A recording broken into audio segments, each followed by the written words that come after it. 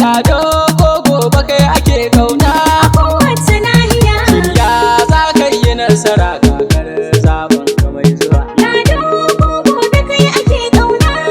Na gode. Shirya za ka yi nasara kakar zaben ka mai zuwa. Ai kyauta ba ta fushi da mai yinta. A birni da ƙauyuka.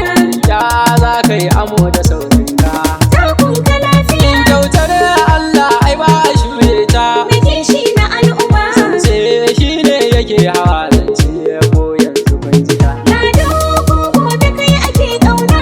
A kowace nahiya. Shirya za ka yi nasara kakar zaben ka mai zuwa. Alkhairin Allah shi za ya iske ka. A birni da ƙauyuka. Lado dawo ka zo ga mulkinka. Takun ka A lafiya. shaida ne kai za ka sauke haƙƙinka. Mai kishi na al'umma. Kyautar ilahu shi ne da lado ko yanzu kun jiya. Lado ko gobe kai ake kauna. Na gode. Shirya za ka yi nasara kakar zaben ka mai zuwa. Lado ko gobe kai ake kauna. A birni da ƙauyuka. Zance in ka ji samu guri zauna. Takun ka lafiya. Shamsi ya sha mata ce mu nunnuna. Mai kishi na al'umma. A waya nasu za a yi a taji ko lokal gamman kunciya. Lado ko gobe kai ake kauna.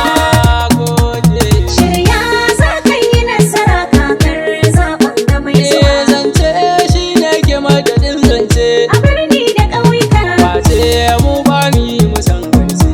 Takun ka lafiya. Lado ai mu ya kai amana ce. Mai kishi na al'umma. Shamsi ya sha mata ce in ɗau zancen waƙar karfiya. Lado ko gobe kai ake kauna.